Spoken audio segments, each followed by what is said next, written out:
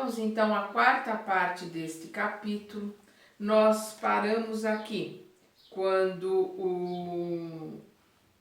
o Calderaro está colocando sobre a comunicação do médico desencarnado com a dona Eulália, que está ali trabalhando no grupo mediúnico, né? Eulália manifesta, contudo, um grande poder, o da boa vontade criadora. Ela tem boa vontade, sem o qual é impossível o início da ascensão às zonas mais altas da vida, né? A subida para as zonas mais altas da vida. É a porta mais importante pela qual se entenderá com o médico desencarnado. Este é seu turno, né, para realizar o nobre desejo que o anima. Vê-se compelido, se vê forçado, em face das circunstâncias, a pôr de lado a nomenclatura oficial, a técnica científica, o patrimônio de palavras que lhe é peculiar, as definições novas, a ficha de renome que lhe coroa a memória nos círculos dos conhecidos e dos clientes. Então, como nós falamos, né, no final da terceira parte, ela não tem conhecimento científico e não tem a elevação dele. Então, ele tem que tentar se adequar ali dentro do que é possível para poder transmitir a mensagem. Poderá identificar-se com Eulália para a mensagem precisa, usando também a seu turno a boa vontade e adotando esta forma de comunicação, valer-se-á, acima de tudo, da comunhão mental. Quer dizer, ele vai usar a harmonia, ele vai usar aquilo que ele vai conseguir ali entrar em sintonia com a mente dela para que ela possa entender a comunicação dele, né? Reduzindo ao mínimo a influência sobre os centros neuropsíquicos. É que a matéria de mediunismo,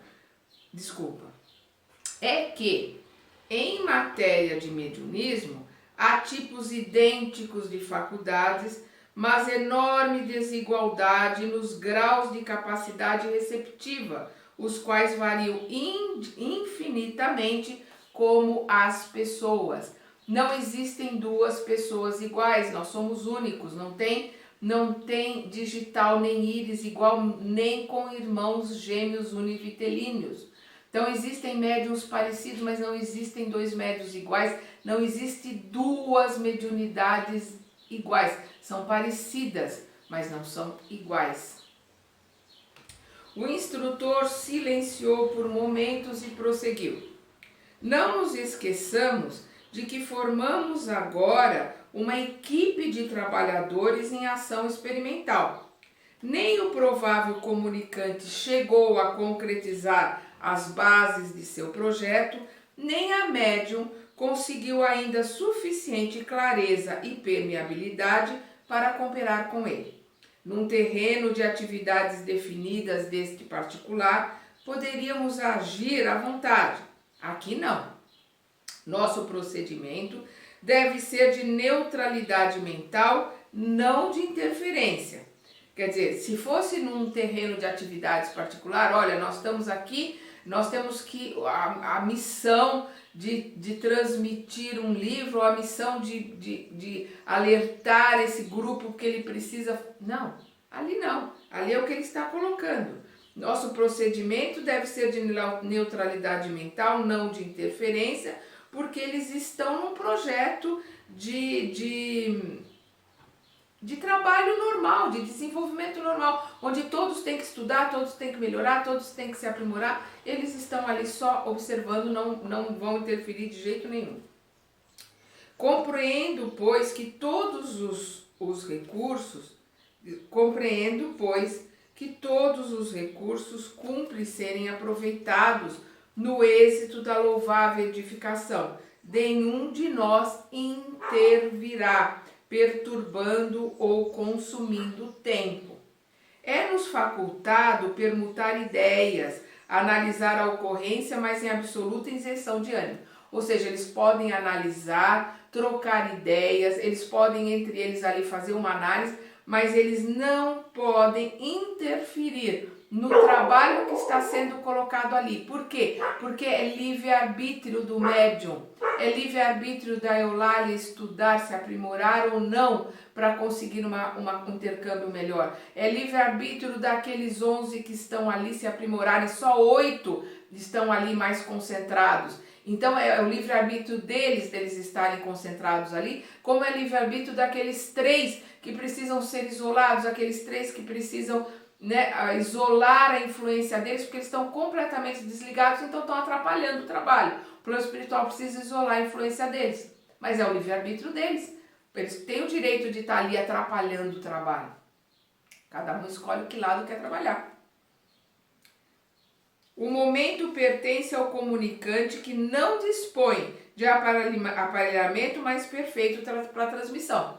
Então, ele vai para o menos pior. Ele não tem um aparelho ali em condições dele poder transmitir a mensagem dele, ele vai no possível. Nesse instante, indicou-me o colega que de pé, junto de Eulália, mantinha a mente iluminada e vibrante, num admirável esforço por derrubar a natural muralha entre a nossa esfera e o campo de matéria densa. Anota as particularidades do serviço, disse Calderaro com significativa inflexão de voz. Todos os companheiros em posição receptiva estão absorvendo a emissão mental do comunicante, cada qual ao seu modo. Repara calmamente, aquilo que eu estava falando. A mensagem, eu falei isso na terceira parte, vem, né, ela vem compacta, ela vem como um download, ela vem formatada. E cada um vai decodificando a mensagem de acordo com a sua capacidade de entendimento, o seu grau de estudo, o seu grau de elevação, de uma forma análoga, né, parecida, como se fosse um programa de computador. Dependendo dos aplicativos que existem no seu computador, né, no seu interior, dos livros que você leu, do que você estudou, que você já viveu nesta vida e em vidas passadas, você vai ter mais ou menos capacidade de fazer uma decodificação maior ou menor daquilo que aquele programa está tentando passar, né? E vai depender também, de uma certa forma, como no computador, do grau de atualização do aparelho, né? E aqui no caso é o aparelho físico, é o encarnado. Qual é a atualização da máquina do encarnado? Ou seja, o que ele já leu, o que ele já estudou. Porque aquilo que ele aprendeu verdadeiramente e colocou em prática de vidas passadas, ele traz. Mas aquele que ele leu em vidas passadas e ficou só no intelecto, ele já perdeu. Está começando de novo aqui. Então, o que ele tem ali de bagagem? O que ele leu, o que ele aprendeu, para que aquilo sirva de subsídio para ele decodificar a informação que está chegando. Então, vamos continuar aqui. Vamos ver as informações que o André pega. André Luiz falando. Circulei a mesa e vi que os raios de força positiva do mensageiro efetivamente incidiam em 8 pessoas. Aqueles 8 que estavam concentrados. Reconheci que o tema central do desejo formulado por nosso amigo no tocante ao projeto de assistência aos enfermos alcançava o cérebro dos que conservavam em atitude passiva. Na tela animada da concentração de energias mentais, cada irmão recebia o influxo sugestivo, né? Recebia o estímulo, recebia a ideia, que de logo lhes provocava a livre associação dos psicanalistas, né? Que é como os psicanalistas trabalham, mostram uma figura e manda a livre associação. Então eles recebiam a ideia que vinha da mente daquele espírito comunicante e por livre associação iam tendo ideias parecidas, né, dentro dele, aqueles 8 que estavam realmente concentrados, realmente em sintonia ali com o espírito que estava se comunicando. Fixei as particularidades com atenção, André Luiz falando. Ao receberem a emissão de forças do trabalhador do bem, um cavalheiro recordou comovente paisagem de hospital, Outro rememorou o exemplo de uma enfermeira bondosa que com ele travara relações. Outro abrigou pensamentos de simpatia para com os doentes desamparados. Duas senhoras se lembraram da caridosa missão de Vicente de Paulo. A uma velhinha acudiu a ideia de visitar algumas pessoas acamadas que lhe eram queridas. Então a gente vê que cada um decodificou da sua forma, mas todos entenderam a mensagem de socorrer, de ajudar os pobres doentes necessitados de auxílio. Um jovem reportou-se em silêncio a notáveis páginas que leram sobre piedade fraternal para com todos os semelhantes afastados do equilíbrio físico. Examinei também as 3 pessoas que se mantinham impermeáveis ao serviço benemérito daquela hora, né? Daquele serviço honrado, né? Daquele serviço importante, né? Daquela hora. 2 telas duas delas, né? 2 pessoas penalizavam-se por haver perdido uma sessão cinematográfica. Estavam ali, puxa vida, perdi um filme, olha só. E a outra, uma senhora na idade avançada, né, uma idade aprovecta, uma idade avançada, retinha a mente na lembrança das ocupações domésticas, que supunha imperiosas e inadiáveis, mesmo ali, num círculo de oração de dever a beneficiar-se com a paz. Então, mesmo ali no círculo, ela achava que o trabalho de casa, as coisas que ela tinha que fazer em casa era mais importante, então ela estava pensando naquilo que ela tinha que fazer. Que triste, né? Somente Eulália recebia o apelo do comunicante com mais nitidez. Sentia-se ao seu lado, envolvia-se em seus pensamentos, possuía-se não só de receptividade, mas também de boa disposição para servi-lo. Não só a receptividade, mas a boa vontade para servir, se pôr ao serviço. Decorridos alguns instantes de expectativa e de preparo silencioso, a mão da médium, orientada pelo médico e movida em cooperação com os estímulos psicofísicos da intermediária, começou a escrever em caracteres irregulares, em letras irregulares.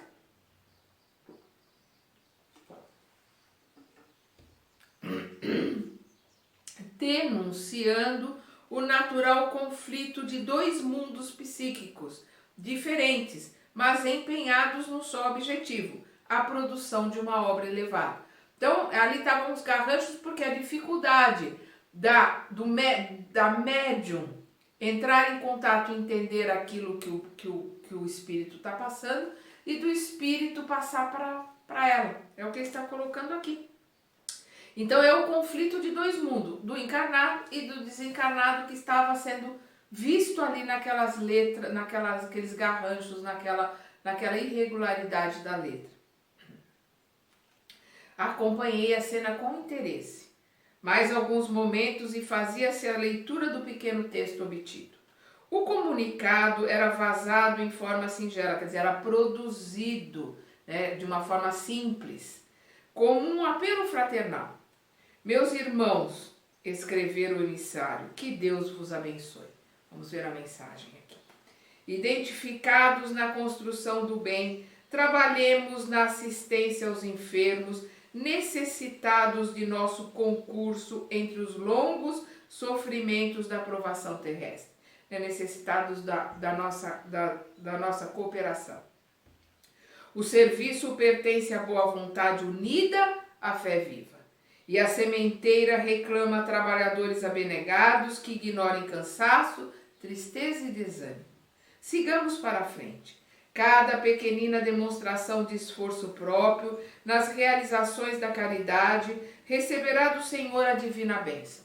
Aprendamos, pois, a socorrer nossos amigos doentes. Através da espessa noite de dor, sofrem e choram muita vez em pleno abandono. Não vos magoará a contemplação de tal quadro?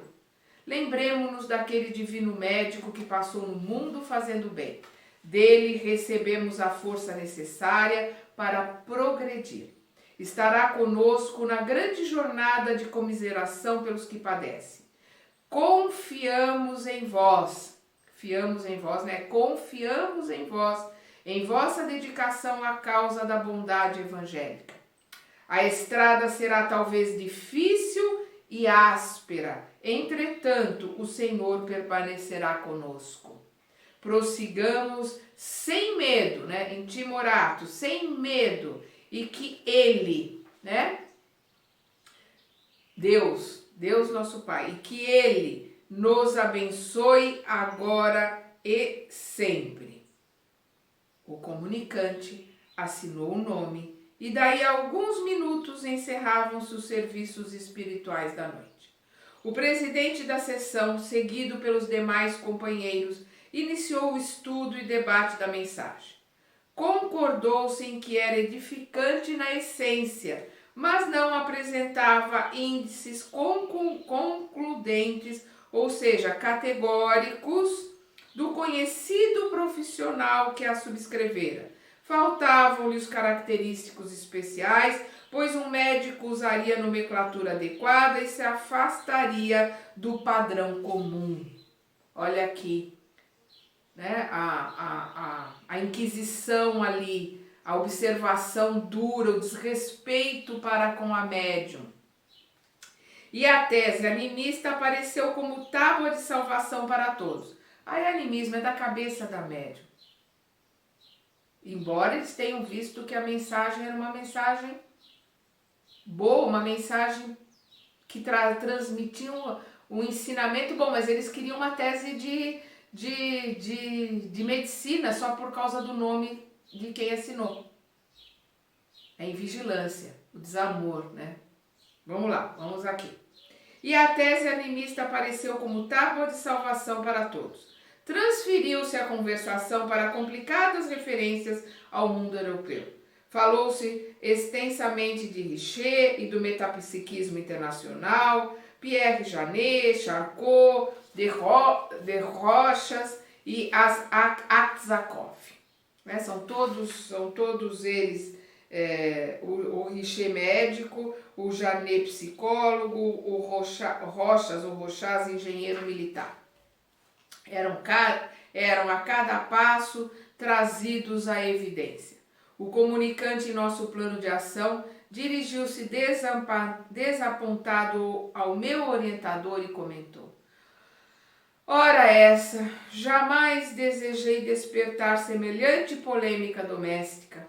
Pretendemos algo diferente. Bastar-nos-ia um pouco de amor pelos enfermos, nada mais.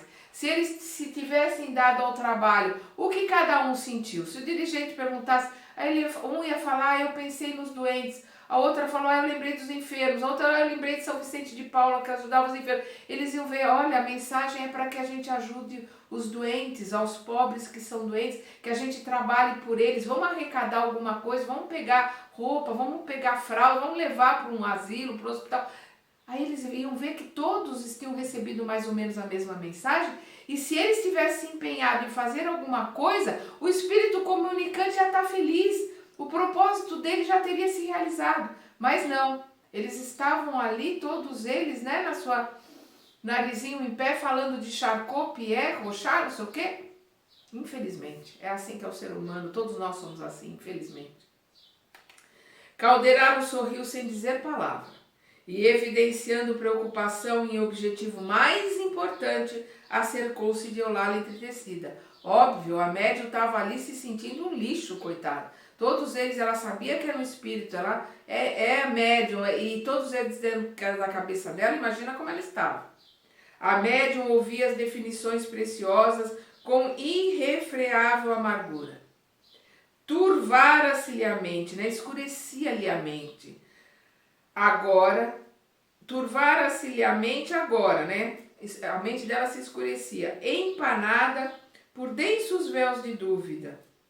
A argumentação em curso, nublava ali o entendimento, quer dizer, aquilo que eles estavam conversando escurecia sua mente de tristeza, de amargura, estavam dizendo que ela estava colocando uma coisa na cabeça dela.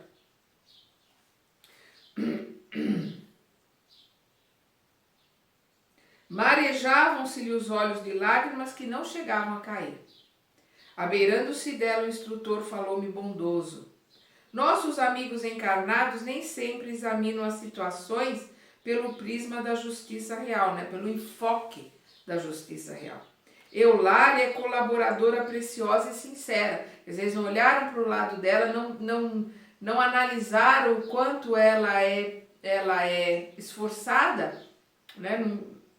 Não tiveram nem caridade. É falta de caridade, infelizmente. Não tem outra palavra. Se ainda não completou as aquisições culturais no campo científico, é suficientemente rica de amor para contribuir à sementeira de luz. Encontra-se, porém, desabrigada, ou seja, encontra-se, porém, desprotegida entre os companheiros invigilantes. Ela é uma médium com condições de se melhorar a cada trabalho, é esforçada, mas está desprotegida naquele grupo que ela está, porque eles são invigilantes e desrespeitosos, né, também em relação a ela.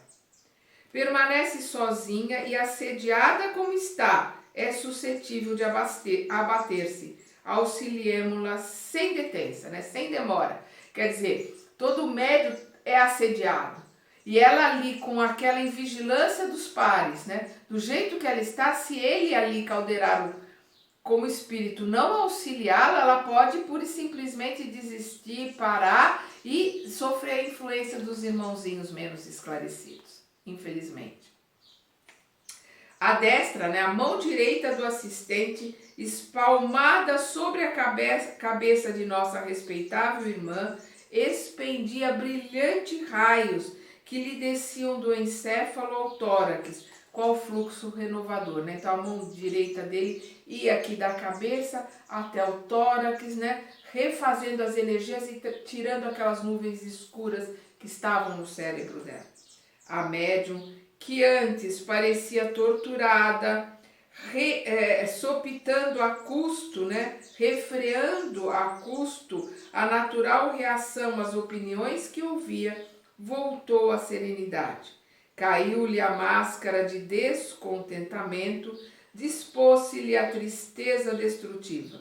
Os centros perispiríticos tornaram a normalidade e a epífise, né, a glândula pineal, irradiou branda luz. Vamos lembrar, a glândula pineal é a antena. Ela começou a irradiar luz, né? O Calderaro tirou tudo aquilo escuro e a pineal dela começou a irradiar luz. As nuvens de mágoa que se lhe esboçavam na mente esfumaçaram-se como que por encanto.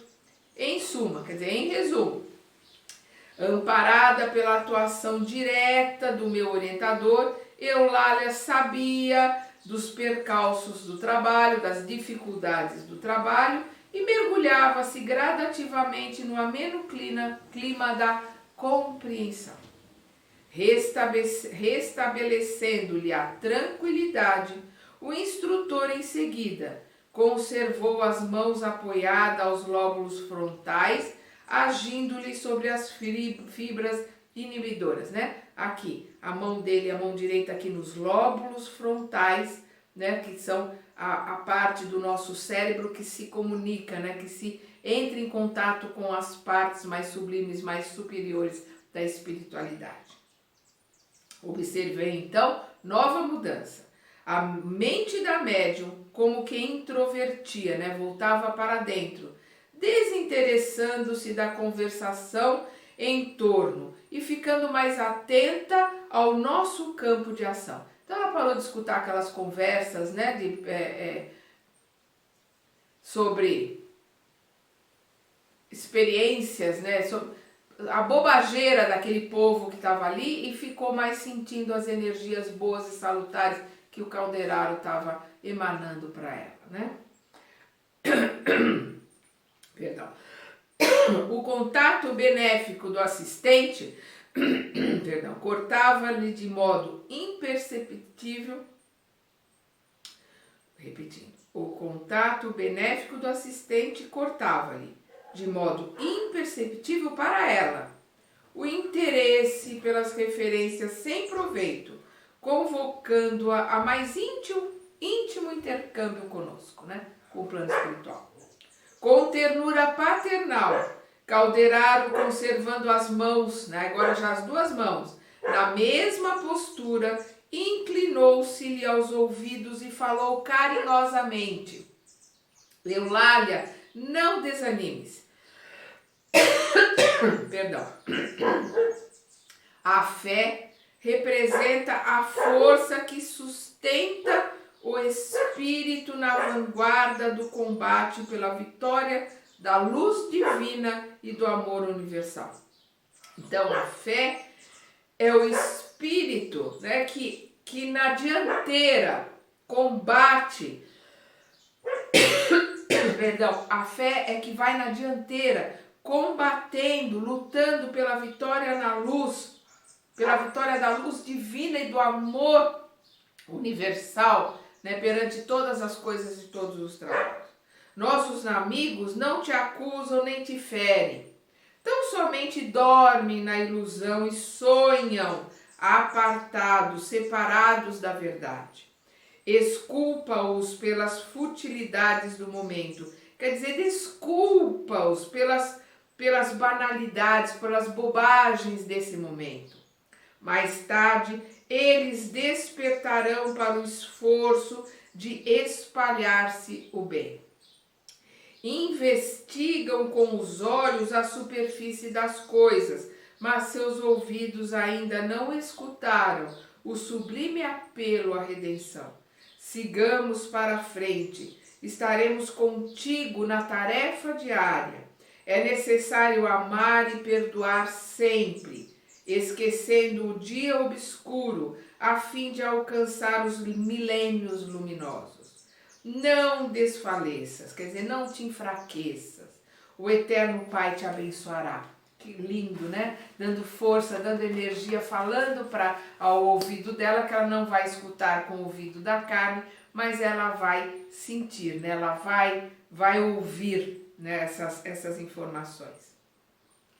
Reparei que Eulália não registrava aquelas palavras com os tímpanos de carne. Encheram-se-lhe os lóbulos frontais de intensa luz. As frases comovedoras do instrutor represaram-se-lhe no cérebro e no coração. Quais pensamentos sublimes que lhe caíam do céu, saturados de calor reconfortante e bendito. Sim, respondia do fundo da alma a devotada colaboradora, embora os lábios se lhe cerrassem, quer dizer, se lhe fechassem, né, no incompreendido silêncio. Trabalharia até o fim, consciente de que o serviço da verdade pertence ao Senhor e não aos homens, né? Então, é o que ele está colocando aqui. Encheram-se os lóbulos frontais de intensa luz. Ele estava ali comunicando e aquela energia que vinha dela iluminava aqui os lóbulos frontais, né? E ela respondia para ela mesma, né? Na alma dela, ela dizia, não, vou continuar o meu trabalho, não importa o que está acontecendo. Em silêncio ela está respondendo ali para ela mesma. Então, aqui quando ele diz, né? Sim, respondia no fundo da alma a devotada colaboradora, embora os lábios se lhe fechassem no incompreendido silêncio. Trabalharia até o fim, consciente de que o serviço da verdade pertence ao Senhor e não aos homens. Esqueceria todos os golpes, receberia as objeções dos outros, transformando-as em auxílios. Olha que elevação, né? Que força que a Eulália recebeu ali do Calderaro. Converteria as opiniões desanimadoras em motivos de energia nova. Dar-se-ia pressa em reconhecer os próprios defeitos, sempre que fossem apontados pela franqueza de alguém, rendendo graças pela oportunidade de corrigi-los quanto possível.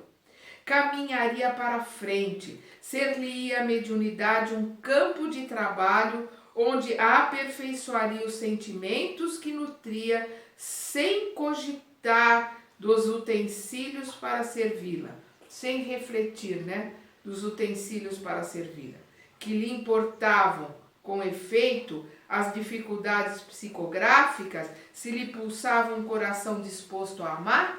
Sim, ouviria as sugestões do bem antes de tudo, seria fiel a Deus e a si mesma.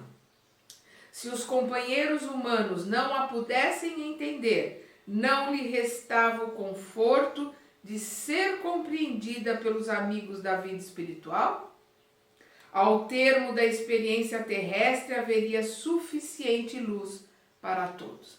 Então ela entendeu ali aquele estímulo e você vê a mudança nela. Não, eu vou escutar aqueles que estão me corrigindo, né, com franqueza, aqueles que estão me mostrando o caminho, eu vou escutar, eu vou me modificar. Aquela colocação de Calderaro colocou ela para cima, mas principalmente instigou a se melhorar, a trabalhar para Deus, para os espíritos superiores, como do Calderaro, que estavam ali lhe dando auxílio, e ela estava sentindo e reconhecendo esse auxílio.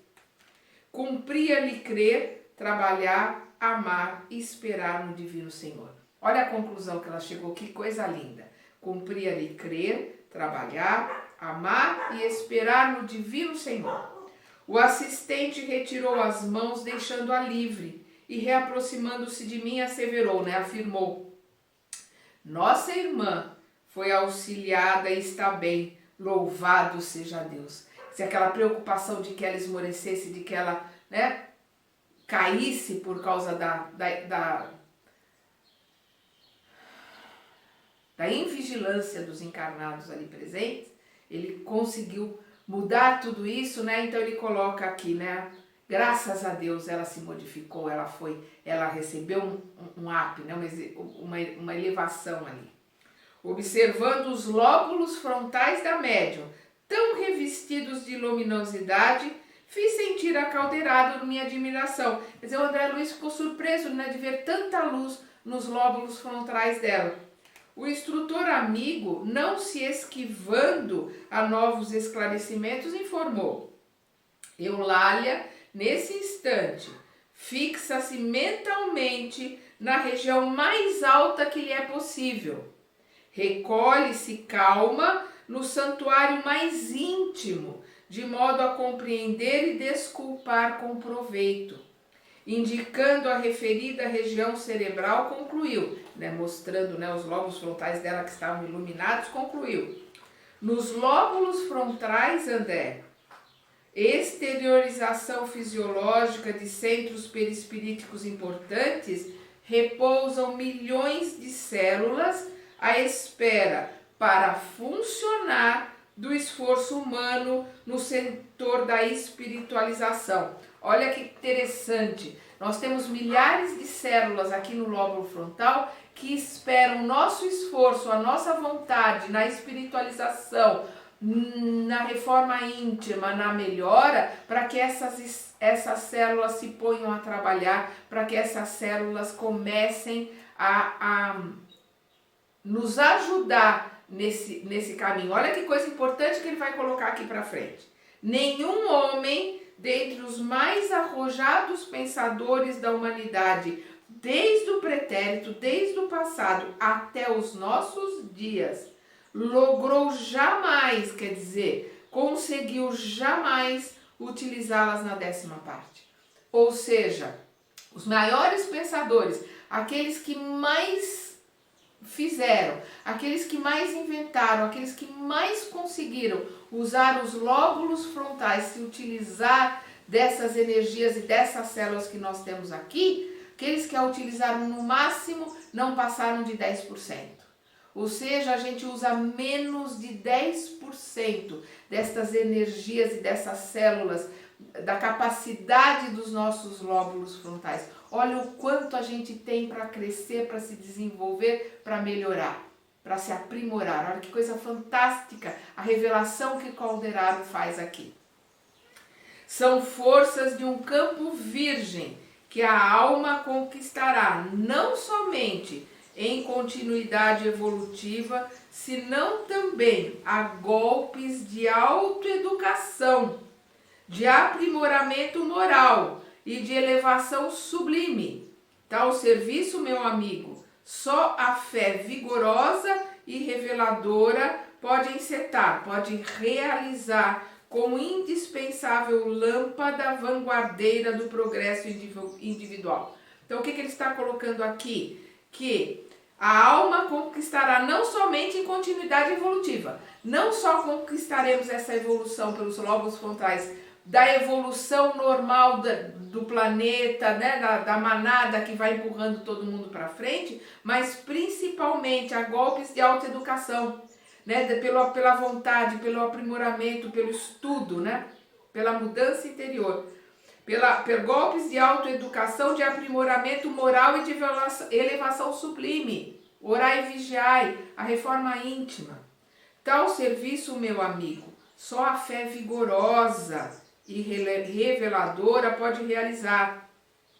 Só a fé, a vontade de crescer, de melhorar, de entrar em contato com a espiritualidade superior, se aprimorar, pode realizar como indispensável lâmpada pioneira do progresso individual, né? Como lâmpada, né? Aquele que se ilumina e vai na frente abrindo os caminhos para aqueles que vêm atrás, né? Que vêm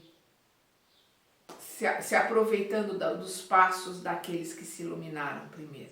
A colocação que Calderaro faz aqui, né, na metade do século passado, e que nós não conseguimos entender e analisar até hoje, nós só usamos 10% dessa capacidade do nosso lóbulo frontal. Então a gente tem muita coisa para aprimorar, para se modificar e para fazer com que esta vestimenta que a gente usa aqui possa realizar coisas e mais coisas. Por isso Jesus colocou: vós podeis fazer o que eu faço e ainda mais. Por quê? Porque ele estava utilizando um corpo. Ele nasceu de um homem e de uma mulher, ele usava um corpo igualzinho o nosso.